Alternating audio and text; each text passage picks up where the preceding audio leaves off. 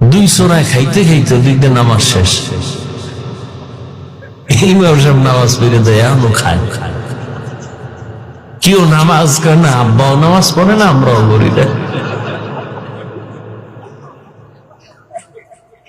রোজা খানা, রোজাও রাহিনি,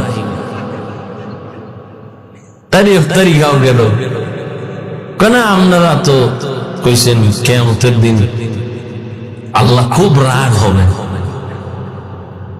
তো রাগ হয়ে যদি খাই বেঈমান রোজা রাখছো না, আল্লাহ সময় পাই নেই না, বাস কেন আব্বাও করে না, আমিও করিনি।